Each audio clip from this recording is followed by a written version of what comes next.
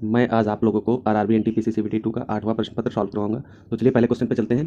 तो इसमें दे रखा है रिक्त स्थान भरें। तो यहाँ पर देखिए, तो 0 से 2 हुआ है मतलब +2 किया गया है, और यहाँ 2 से 6 हुआ है मतलब +4 किया गया है। उसी तरीके से यहाँ पर देखते हैं, तो 20 से 30 हुआ है, इसका मतलब +10 किया गया है।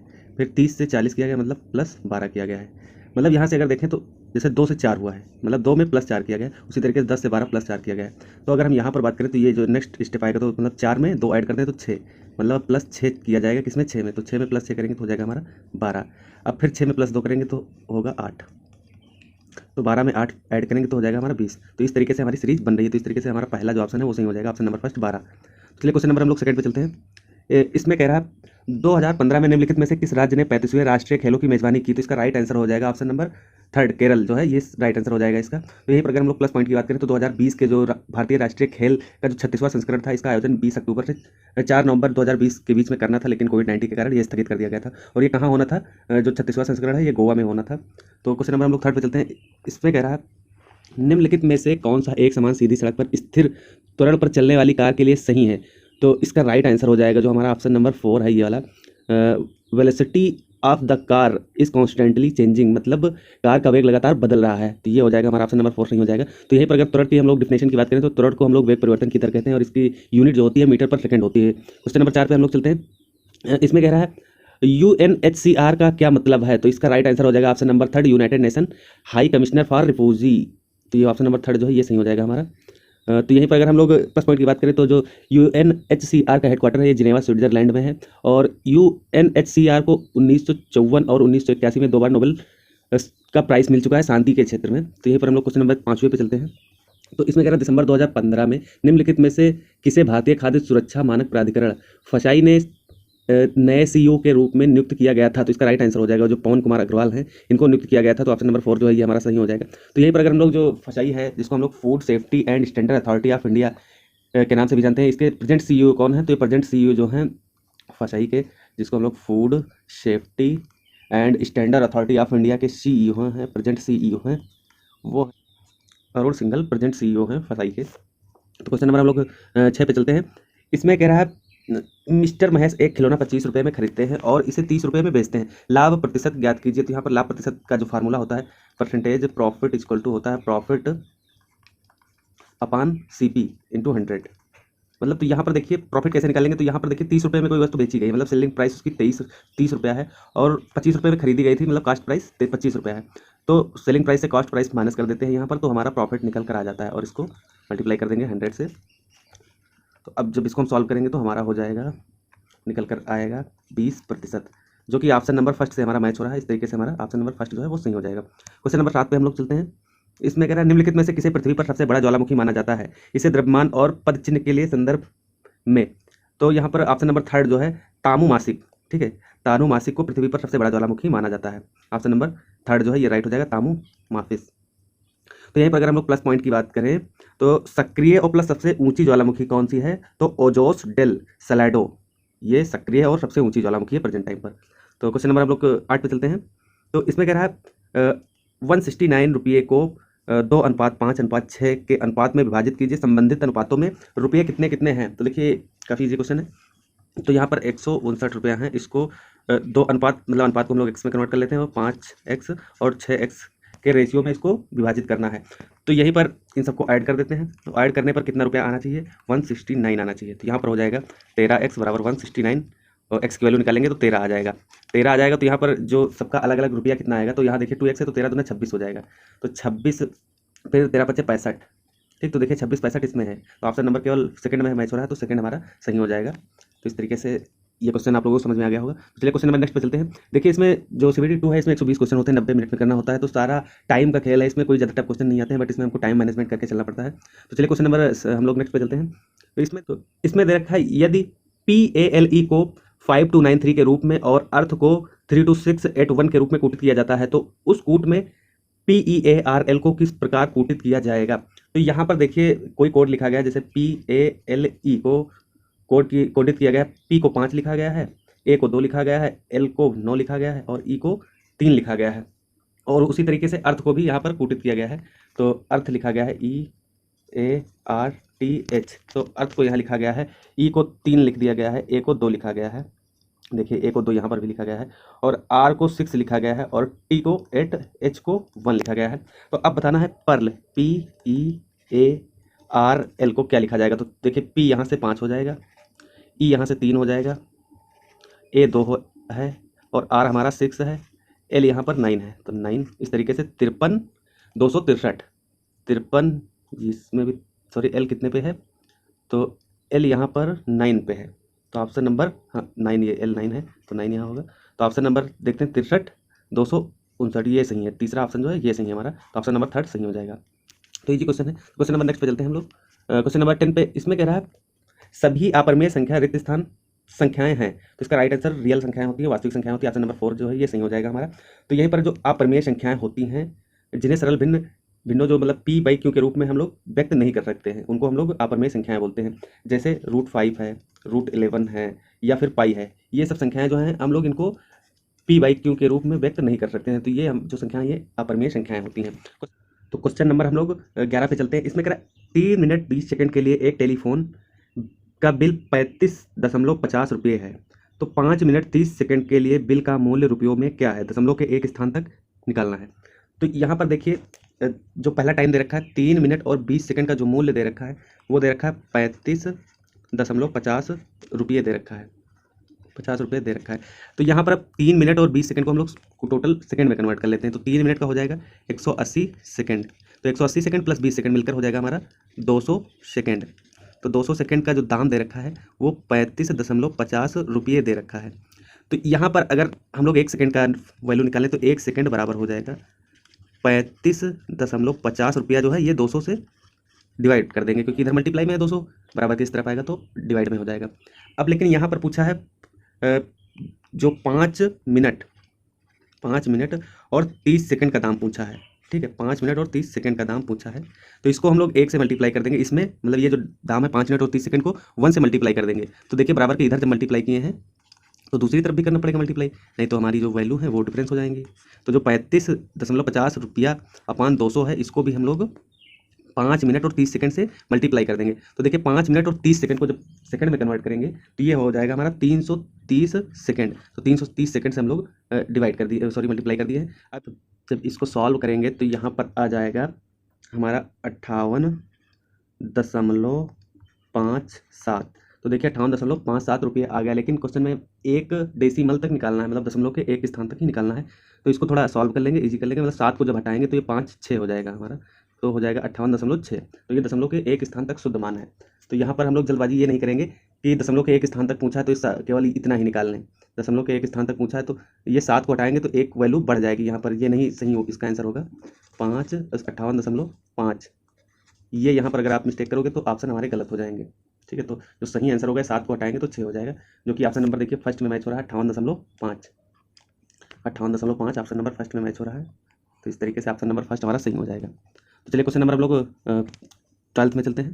क्वेश्चन नंबर 12 में कह रहा है 12, 18, 20 का चतुर्थानुपाती क्या होगा, ठीक है। तो यहाँ पर चतुर्थानुपाती निकालना है। चतुर्थानुपाती निकालने के लिए बहुत ही फार्मूला है हमारा, और ये देखिए क्वेश्चन रिपीटेड क्वेश्चन है, 7 सेटों में कम से कम 5 बार ही पूछा जा चुका है। तो इसको सॉल्व करने के लिए इस तरीके से लिख लेते हैं। चतुर्थानुपाती को हम लोग x मान लिए हैं, तो यहाँ इसको सॉल्व करेंगे 18 × 20 बराबर हो जाएगा 12x। तो देखिए 6 दूनी 12, 6 त्रिक 18, 2 एकम 2, 2 दामा 10, 10 तेईस 30, x इक्वल टू निकल कर आ गया 30। तो हमारा यही हो गया चतुर्थ अनुपाती, ठीक है। तो x इक्वल टू 30 हो गया हमारा निकल के, ऑप्शन नंबर फर्स्ट जो है ये सही हो जाएगा। तो यहीं पर अगर हम लोग कुछ प्लस पॉइंट की और बात करें, यहाँ पर फार्मूले लिख देते हैं। तो प्रथम समानुपाती क्या होता है, अगर प्रथम समानुपाती जो है उसका फार्मूला हम लोग देख लेते हैं। तो प्रथम समानुपाती होता है उसको हम लोग x मान ले तो हो जाएगा हमारा फार्मूला x अनुपात a समानुपात a अनुपात b, ये प्रथम अनुपाती का फार्मूला है।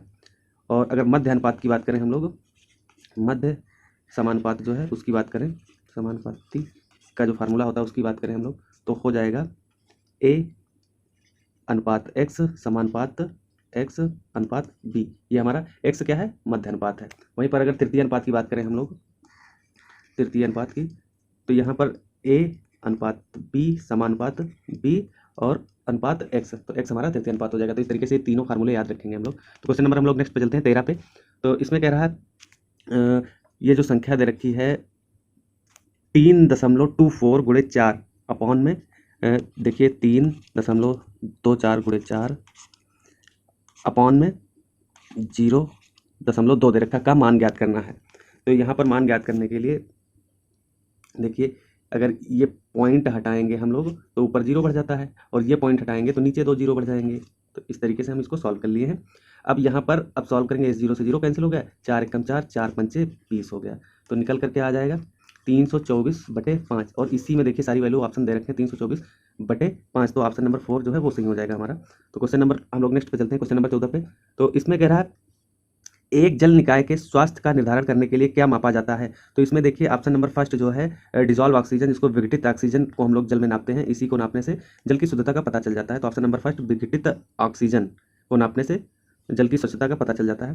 तो क्वेश्चन नंबर 15 पे चलते हैं हम लोग। इसमें कह रहा है निम्नलिखित में से किस गैस को स्ट्रेंजर गैस के रूप में भी जाना जाता है। तो जिनॉन गैस को हम लोग स्ट्रेंजर गैस भी कहते हैं। ये जो जिनॉन है इसी को हम लोग स्ट्रेंजर गैस के नाम से भी जानते हैं, स्ट्रेंजर गैस। तो इस ऑप्शन नंबर फर्स्ट जो है ये सही हो जाएगा हमारा।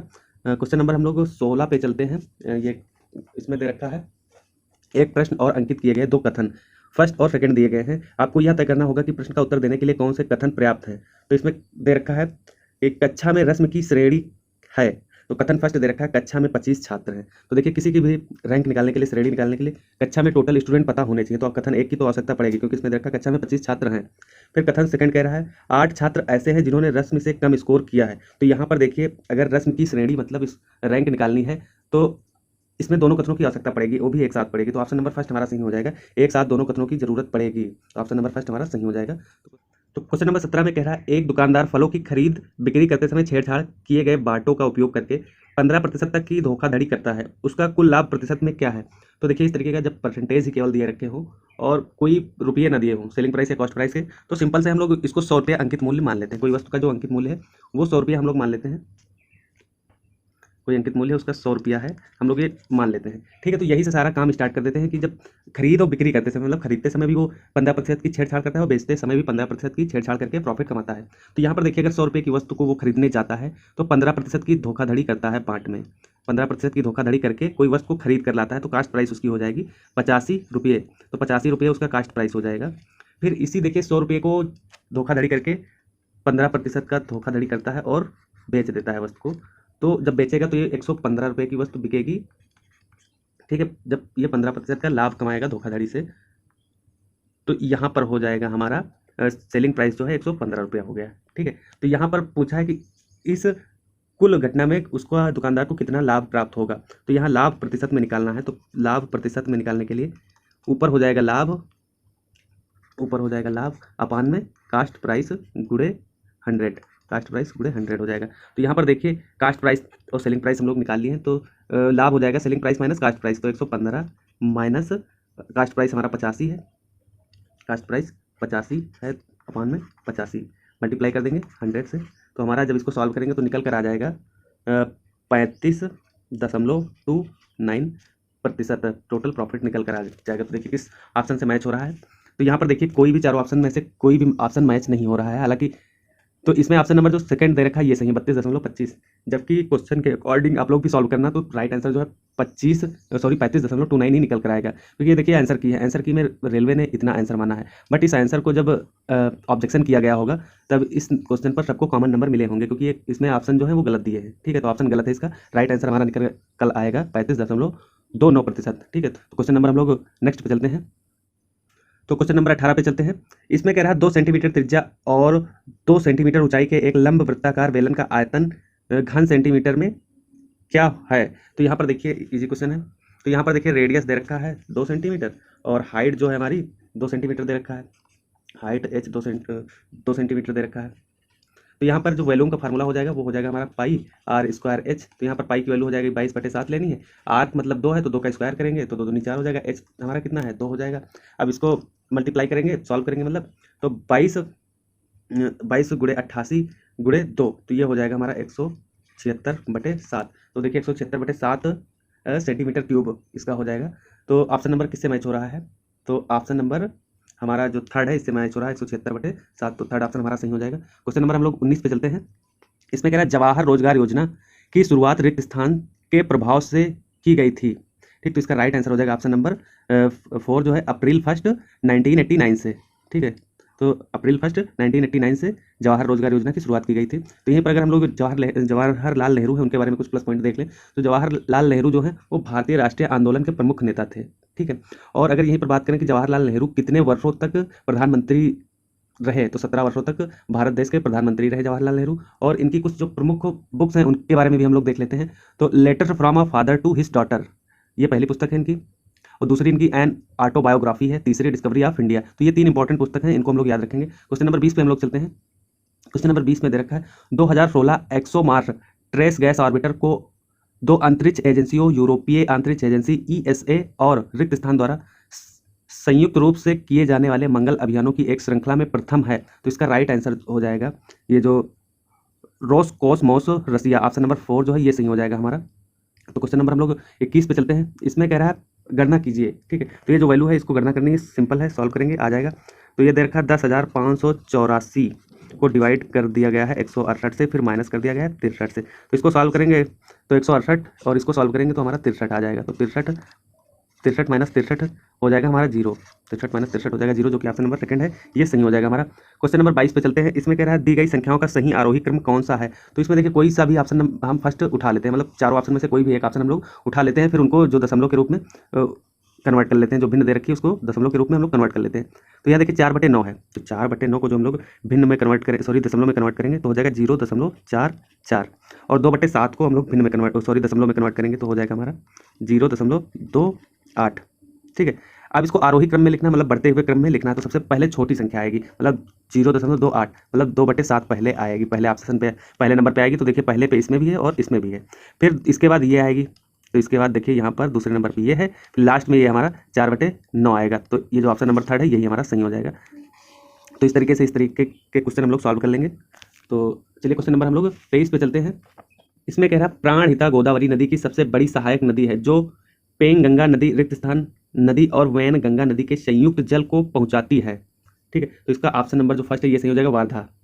ऑप्शन नंबर फर्स्ट वारधा हो जाएगा। तो यहीं पर जो ये ऑप्शन नंबर 2 पे कोयना नदी है या कृष्णा नदी की सहायक नदी है, इसको हम लोग भी याद रखेंगे। ये कोयना नदी क्या है, कृष्णा नदी की सहायक नदी है। और फिर ये जो ताप्ती नदी है, ये ताप्ती नदी गोदावरी और नर्मदा नदी के बीच मध्य भारत में एक नदी है जो अरब सागर में गिरने तक पश्चिम दिशा में बहती है। ठीक है, तो ये भी हम लोग याद रखेंगे, ताप्ती नदी जो है ये अरब सागर में गिरने तक पश्चिम दिशा में बहती है। ठीक है, तो यहीं पर फिर उल्लास नदी जो है ये महाराष्ट्र में पाई जाती है, उल्लास नदी, तो ये भी हम लोग प्लस पॉइंट याद रखेंगे। क्वेश्चन नंबर 24 पे हम लोग चलते हैं। तो इसमें कह रहा है एक विद्यालय में कुल 200 छात्र हैं जिनका 2/5वां भाग लड़के हैं, विद्यालय में लड़कियों की संख्या ज्ञात कीजिए। ठीक है, तो यहाँ पर ये सिंपल क्वेश्चन है। तो देखिए 2/5 क्या है, लड़के हैं, तो लड़कियों की संख्या निकालने के लिए हम लोग 1 से माइनस कर देंगे। तो 1 से माइनस करेंगे तो जो भाग निकल कर आएगा 3/5वां भाग, ये हमारी लड़कियाँ हो जाएंगी। 3/5वां भाग लड़कियाँ हो जाएंगी, गर्ल्स हो जाएंगी हमारी। देखिए टोटल कितने हैं स्टूडेंट, टोटल 200 स्टूडेंट हैं। 200 स्टूडेंट का 3/5 भाग लड़कियां हैं और हमको लड़कियों की संख्या ही निकालनी है। तो 200 का 3/5 कर देंगे, उसको सॉल्व कर देंगे तो 120 क्या निकल कर आएगा, 120 गर्ल्स हमारी निकल कर आ जाएंगी। तो ऑप्शन नंबर देखिए कौन सा मैच हो रहा है, ऑप्शन नंबर 3 जो है वो मैच हो रहा है क्वेश्चन नंबर 24 का। तो हमारा 120 राइट आंसर हो जाएगा। क्वेश्चन नंबर 25 पे हम लोग चलते हैं। इसमें कह रहा है मीनाक्षी मंदिर कहाँ स्थित है, तो इसका राइट आंसर हो जाएगा तमिलनाडु में स्थित है, ऑप्शन नंबर फर्स्ट सही हो जाएगा। क्वेश्चन नंबर 26 पे चलते हैं। इसमें कह रहा है साइन x इक्वल टू 4/5 है तो sec x plus tan x की वैल्यू फाइंड करनी है। तो यहाँ पर अगर हम लोग इसको सॉल्व करें तो देखिए साइन x की वैल्यू दे रखी है, साइन x की वैल्यू जो होती है, साइन x को हम लोग लंब बटे कर्ण भी कहते हैं, और इसकी वैल्यू दे रखी 4/5, मतलब लंब 4 है और कर्ण 5 है। तो इस तरीके से हम जो ट्राइंगल बना लेंगे तो ट्राइंगल बन जाएगा, तो लंब हमारा हो जाएगा 4 और कर्ण हो जाएगा 5। आधार निकालने के लिए इसको 25 क्या करेंगे, आधार निकालने के लिए आधार इक्वल टू अंडर रूट कर्ण का स्क्वायर मतलब 5 का स्क्वायर 25 हो जाएगा, फिर माइनस लंब का स्क्वायर तो 4 का स्क्वायर 4 चौक 16 बराबर 9 बराबर 3 निकल कर आ जाएगा। आधार हमारा 3 निकल के आ जाएगा। तो अब जो वैल्यू फाइंड करनी है उसको हम लोग लिख लेते हैं sec x plus tan x। अब इसकी वैल्यू निकालनी तो हम लोग लाल बटे कक्का, ये बेसिक फार्मूला हम लोग पढ़े हैं, लाल बटे कक्का से हम लोग इसकी वैल्यू लिख लेंगे। तो जो हमारा sec x है ये हो जाएगा कर्ण बटे आधार, और tan क्या है, ये लंब बटे आधार हो जाएगा, लंब बटे आधार हो जाएगा। तो यहाँ पर देखिए कर्ण क्या दे रखा है 5 और आधार हमारा 3 है, प्लस में लंब कितना दे रखा है 4, प्लस में आधार 3 है। अब इसको सॉल्व करेंगे तो बेस हमारा सेम है तो 3 ऐसे ही रहेगा, और ऊपर हो जाएगा हमारा 5 3 9, 3 एकम 3 3 थे 9 निकल कर हमारा जो आएगा वो 3 निकल कर आएगा, जो कि ऑप्शन नंबर देखिए किससे मैच हो रहा है, तो ऑप्शन नंबर 3 से मैच हो रहा है, तो ऑप्शन नंबर 3 सही हो जाएगा। तो ये क्वेश्चन हो गया। क्वेश्चन नंबर हम लोग 27 पे चलते हैं। क्वेश्चन नंबर 27 पे, तो इसका आप लोगों को कंप्लीट जो पीडीएफ है वो आप लोगों को पीडीएफ मिल जाएगा हमारे चैनल, जो टेलीग्राम का चैनल है ऑनलाइन एग्जाम इंस्टीट्यूट, उस पर मिल जाएगा। और टेलीग्राम की लिंक जो है वो हम डिस्क्रिप्शन बॉक्स में डाल देंगे, तो वहाँ से जाके आप लोग इसका पीडीएफ डाउनलोड कर सकते हैं। तो अभी तक अगर हमारे चैनल पर नए हैं तो वीडियो को कंप्लीट देखें और चैनल को भी सब्सक्राइब करके जाएंगे आप लोग। तो क्वेश्चन नंबर हम लोग 27 को देखते हैं। इसमें कह रहा है कोरडा रमना निम्नलिखित में से किस खेल से संबंधित है, तो इसका राइट आंसर हो जाएगा वेट लिफ्टिंग से संबंधित है, मतलब भारोत्तोलन से संबंधित। तो ऑप्शन नंबर 3 जो है ये सही हो जाएगा। तो ये जो 2015 के senior national weight lifting championship के गोल्ड मेडलिस्ट थे, इसलिए उस टाइम का करंट अफेयर था, पूछा गया था।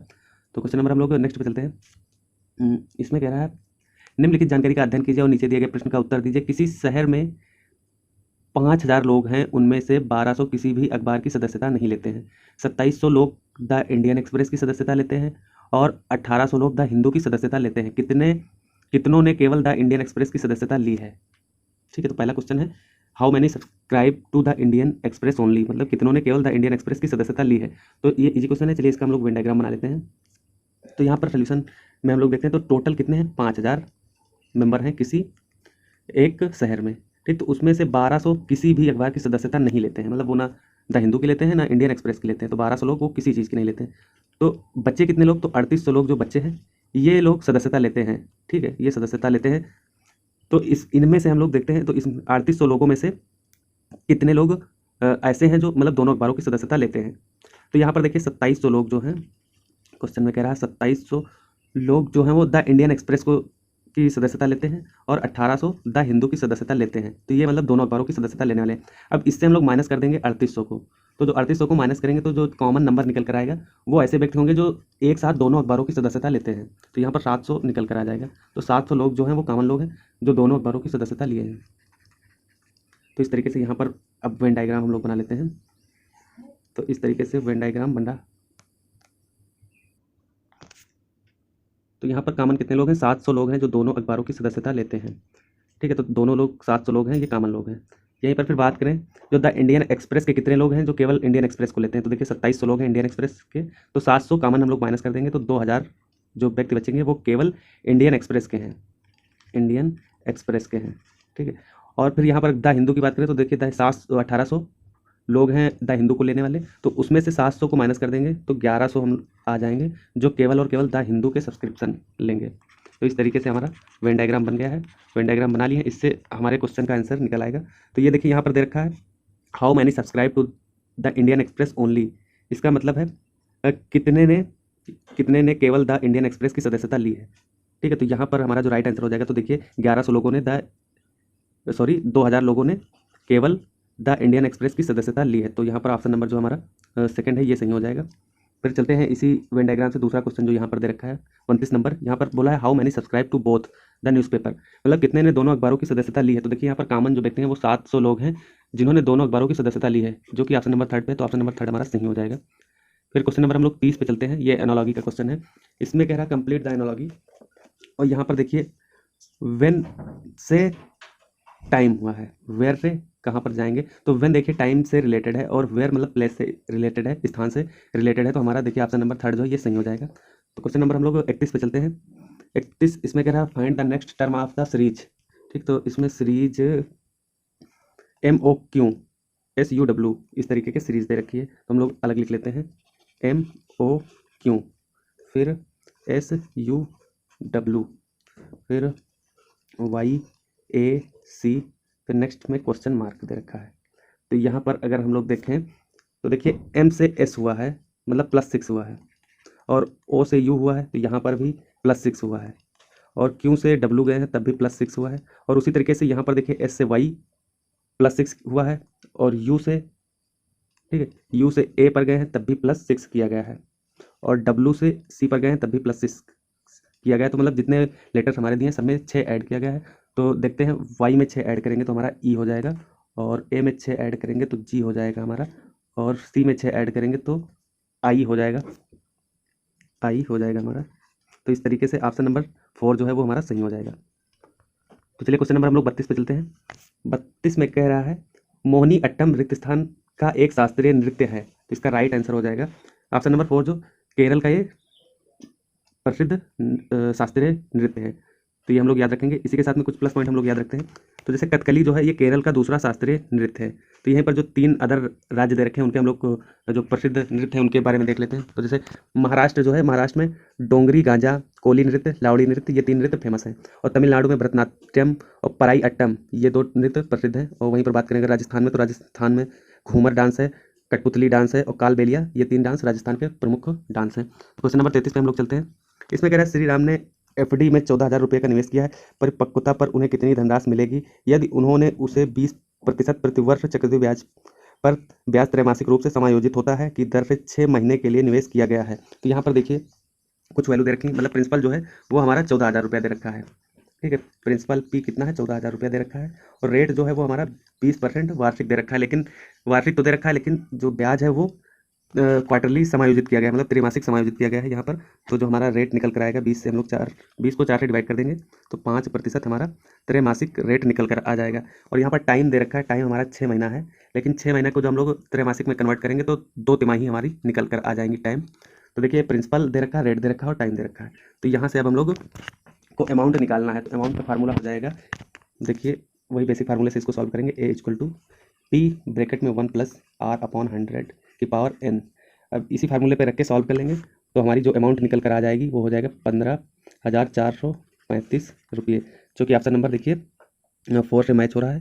तो आप लोग ये कर लेना, वैल्यू निकल आएगी। क्वेश्चन नंबर हम लोग 34 पे चलते हैं। तो क्वेश्चन नंबर 34 चल रहे हैं।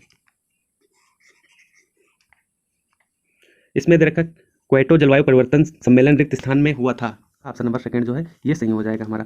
तो क्योटो जलवायु परिवर्तन सम्मेलन किस लिए है होता है ये, तो जलवायु परिवर्तन के लिए किया गया था। इसमें ग्रीन हाउस गैस उत्सर्जन को कम करने के लिए ये प्रोटोकॉल बनाया गया था। तो यहीं पर अगर हम लोग बात करें कि ग्रीन हाउस गैस किनको हम लोग बोलते हैं, तो जैसे कार्बन डाइऑक्साइड है, मीथेन है, नाइट्रस ऑक्साइड है, सल्फर हेक्सा क्लोराइड है, इनको हम लोग ग्रीन हाउस गैसेज बोलते हैं। और एक बहुत ही इंपॉर्टेंट गैस है जिसको हम लोग क्लोरोफ्लोरोकार्बन के नाम से भी जानते हैं, ये भी हमारी बहुत इंपॉर्टेंट है ग्रीन हाउस गैस।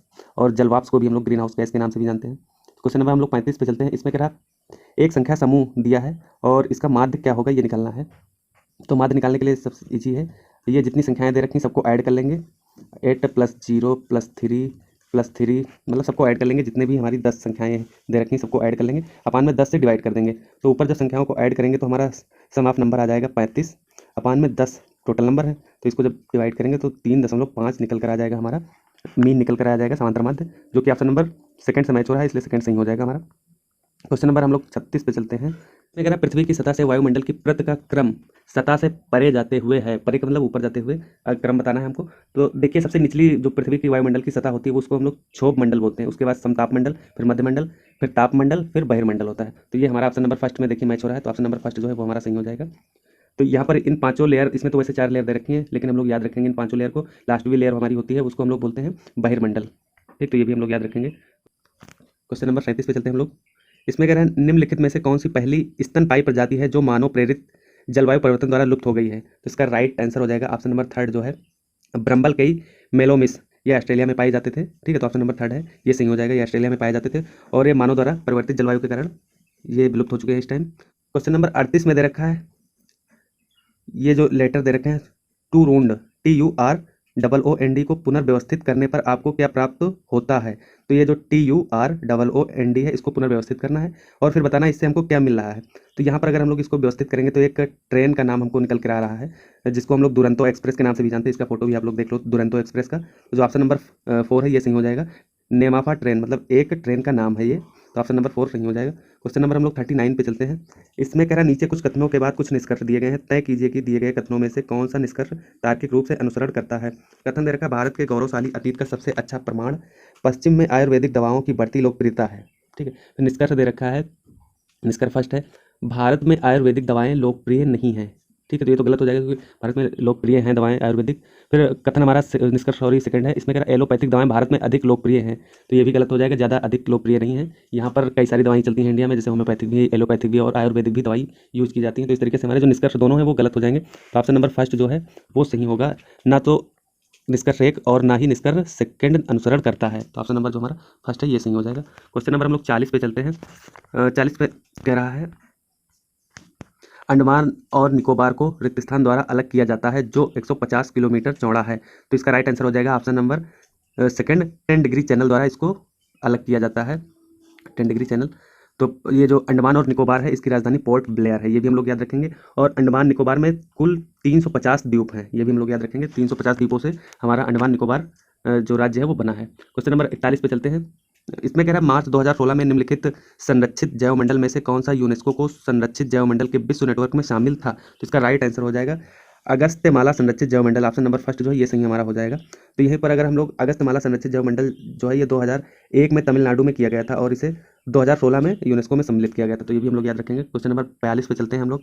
तो इसमें कह रहा है 18 पुरुषों ने एक जहाज का मॉडल 7 दिन में बनाया, 15 पुरुषों को उस मॉडल को बनाने में कितने दिन लगेंगे। तो ये देखिए इजी क्वेश्चन है और इस फार्मूले से हो जाएगा हमारा M1 D1 = M2 D2 से इसको सॉल्व करेंगे, हो जाएगा हमारा।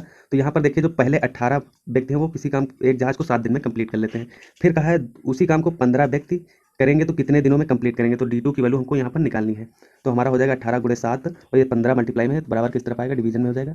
तो हमारी जो दिनों की संख्या वो निकल कर आ जाएगी। अब इसको सॉल्व करेंगे तो हमारी दिन की संख्या निकल कर आ जाएगी 8.4 डेज, जो कि ऑप्शन नंबर हमारे थर्ड से मैच हो रहा है। ठीक है, ऑप्शन नंबर थर्ड सही हो जाएगा हमारा। तो क्वेश्चन नंबर हम लोग 43 पे चलते हैं। इसमें कह रहा what will be the next number in the following series, मतलब जो सीरीज दे रखी है इसका अगला पद क्या होगा ये हमको बताना है इसमें। तो यहाँ पर देखिए जूम कर लेते हैं इसको। तो यहाँ पर 0 से 2 हुआ है, 2 से 9 हुआ है, 9 से 28 हुआ है। तो इसमें देखते हैं कौन सा लॉजिक लगा है। तो अगर 2 को देखें तो 2 को हम लोग लिख सकते हैं कि अगर 1 का क्यूब कर दें फिर 1 ऐड कर दें इसमें तो 2 आ जाएगा। उसी तरीके से अगर 9 को हम लोग देखें तो 9 में अगर हम लोग 2 का क्यूब कर दें प्लस 1 ऐड कर दें, ठीक है। फिर 28 को हम लोग देखें तो 28 में अगर हम लोग 3 का क्यूब कर दें प्लस 1 कर दें, ठीक है। 3 का क्यूब प्लस 1 कर दें तो हमारा 28 हो जाएगा। फिर उसी तरीके से जो 65 है इसमें हम लोग 4 का क्यूब कर दें प्लस 1 कर दें, ठीक। तो यहाँ पर देखिए एक सीरीज बन रही है 1 का क्यूब प्लस 1, फिर 2 का क्यूब प्लस 1, ठीक है। और ये 0 को तो हम लोग 0 का क्यूब प्लस 0, ठीक है, ये भी लिख सकते हैं, ठीक। तो 0 का क्यूब प्लस 0।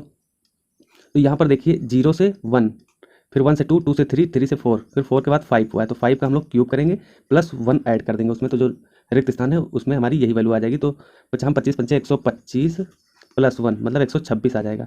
126 राइट आंसर हमारा हो जाएगा। तो ऑप्शन नंबर सेकंड जो है वो हमारा सही हो जाएगा, 126, ठीक। तो क्वेश्चन नंबर हम लोग नेक्स्ट पे चलते हैं। क्वेश्चन नंबर 44 पे चलते हैं हम लोग।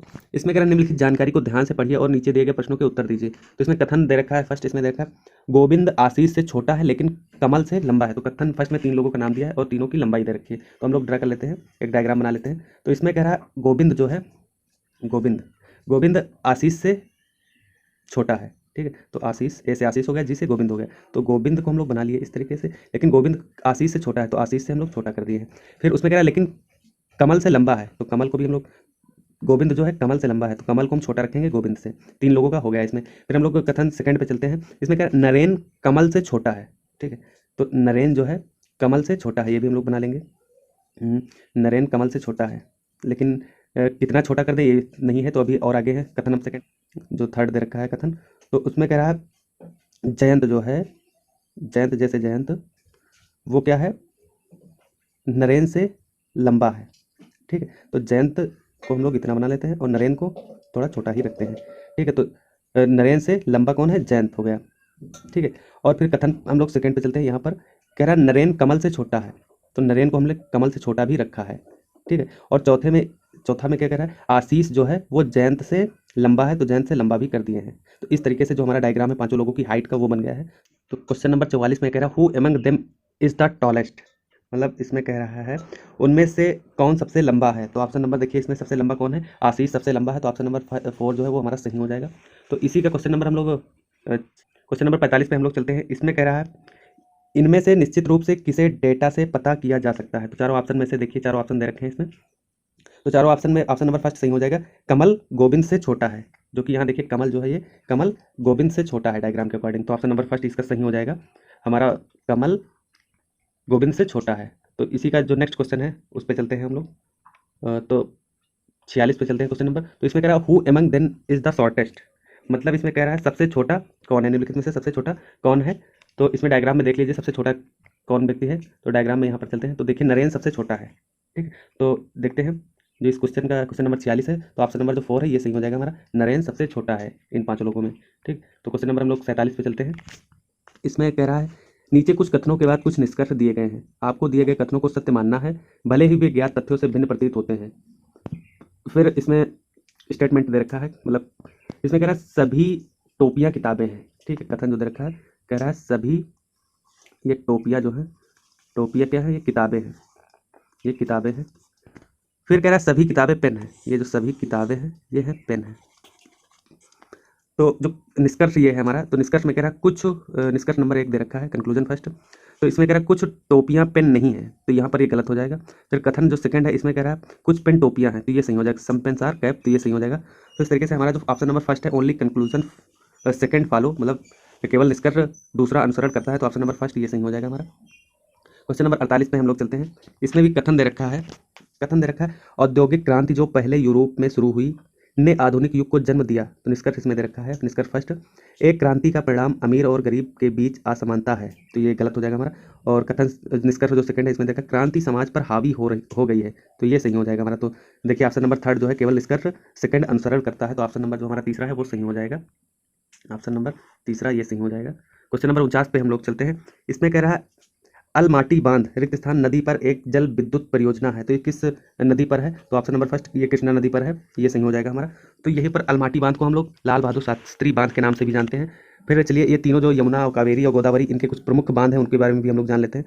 तो यमुना नदी का जो है ब्यासी बांध है, लखवार बांध है, और कावेरी नदी का कृष्णा राजा सागर डैम और कल्लन नई डैम है। ये 2 डैम कावेरी नदी के हैं, ये भी हम लोग याद रखेंगे। फिर गोदावरी पे श्री राम सागर बांध है, निजाम सागर बांध है, ये भी हम लोग याद रखेंगे। फिर क्वेश्चन नंबर हम लोग नेक्स्ट पे चलते हैं।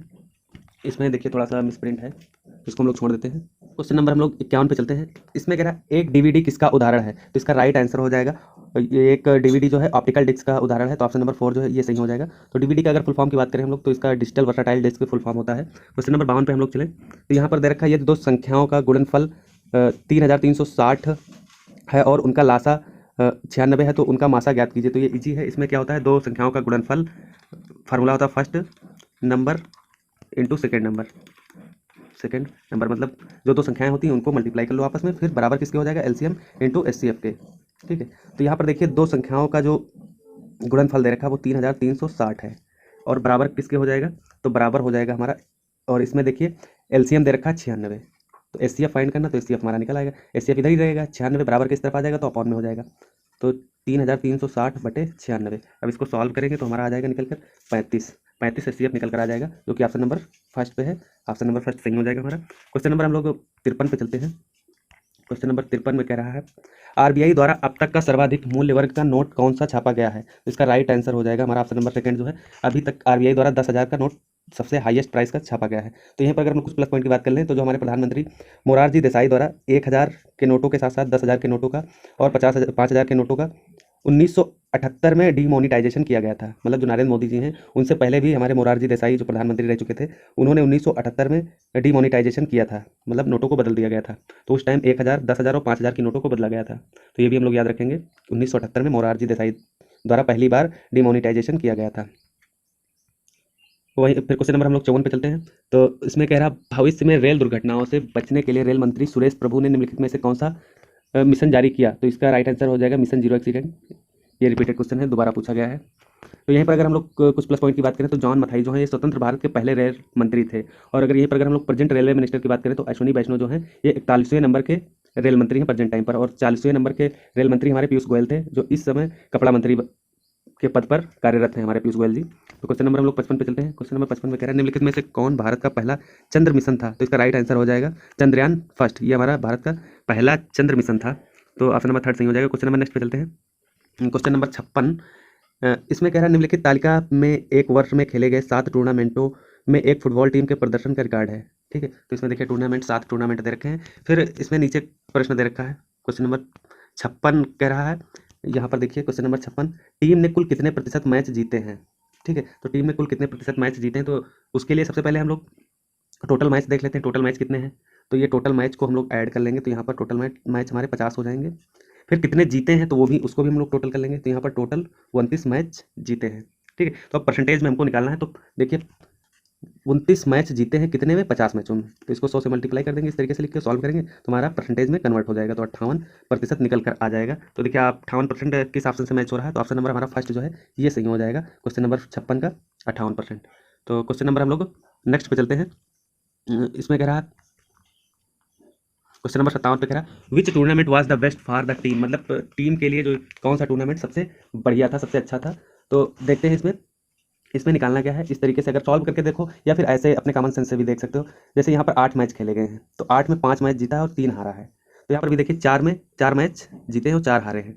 5 मैच जीते 2 हारे हैं, 6 जीते हैं 3 हारे, 4 जीते 2 हारे हैं। तो इसी तरीके से अगर देखें सब में बात करें तो देखिए जो तीसरा टूर्नामेंट है 5 मैच में 5 जीता गया है और 2 हारे गए हैं। तो यहाँ पर अगर हम लोग परसेंटेज निकाल लें इसका तीसरे मैच का, तो 7 मैचों में 5 मैच जीता गया है। तो जो हमारा 71% निकल कर आया है, जो कि बेस्ट परफॉर्मेंस ऑफ विनिंग है, तो 71% है। इस तरीके से निकाल लेंगे हम लोग। तो तीसरा मैच जो है ये सबसे बेस्ट मैच था सातों टूर्नामेंट में। ठीक है, तो ऑप्शन नंबर थर्ड जो है ये सॉरी फर्स्ट जो है ये सही हो जाएगा हमारा। तीसरा टूर्नामेंट जो है ये सबसे अच्छा टूर्नामेंट था। तो क्वेश्चन नंबर हम लोग नेक्स्ट पे चलते हैं 58 पे। तो 58 में कह रहा है how many matches did the team win during the year, मतलब एक वर्ष के दौरान टीम ने कितने मैच जीते हैं। ठीक है, तो ये एक वर्ष का पूरा डाटा दिया है, तो इसको हम लोग ऐड कर लेंगे। तो यहाँ पर टोटल जीते गए मैचों की संख्या 29 निकल कर आ जाएगी। तो ऑप्शन नंबर थर्ड जो है ये सही हो जाएगा। फिर हम लोग नेक्स्ट पे चलते हैं क्वेश्चन नंबर 59 पे। तो इसमें कह रहा which tournament was the worst for the team, मतलब टीम के लिए कौन सा टूर्नामेंट सबसे खराब था। तो यहाँ पर देखिए 6 मैचों में 4 मैच हारे हैं और 2 जीते हैं। तो 7वां मैच जो है ये सबसे खराब मैच था। तो ऑप्शन नंबर फर्स्ट जो है ये सही हो जाएगा हमारा। ठीक है, फिर हम लोग क्वेश्चन नंबर नेक्स्ट पे चलते हैं 60 पे। 60 पे इसमें कह रहा है यदि ग्रेटर देन को प्लस को दर्शाता है, लेस देन माइनस को दर्शाता है, प्लस डिवीजन को दर्शाता है, हाईएस्ट मल्टीप्लिकेशन को दर्शाता है, माइनस इक्वल टू को दर्शाता है, और मल्टीप्लिकेशन ग्रेटर देन को दर्शाता है और इक्वल टू लेस देन को दर्शाता है, तो निम्नलिखित में से सही कथन चुनिए। तो देखिए इसमें से चारों विकल्पों में से चिन्हों को बदल कर सॉल्व करना पड़ेगा आप लोगों को। तो ये आप लोग कर लोगे। तो यहाँ पर देखिए ग्रेटर देन को प्लस लिखा गया है, लेस देन को माइनस, प्लस को डिवीजन और हाईएस्ट को मल्टीप्लिकेशन, माइनस को इक्वल टू और मल्टीप्लाई को ग्रेटर देन किया गया है। जो कि ये सब वैल्यू चेंज करके आप लोग इसको सॉल्व करोगे तो हो जाएगा। हालांकि इनको चारों ऑप्शनों में रख के सॉल्व करना पड़ेगा बारी बारी से। तो चारों ऑप्शनों में जो सेटिस्फाइड होगा वही हमारा राइट आंसर हो जाएगा। तो इसका राइट आंसर जो है वो हमारा देख लीजिए ऑप्शन नंबर 4 यहाँ पर दे रखा है। ठीक है, तो इसको आप लोग करके देख लेना, हो जाएगा। तो जो बाकी के बचे हुए 60 क्वेश्चन हैं उसको हम अगले सेट में सॉल्व करवाएंगे।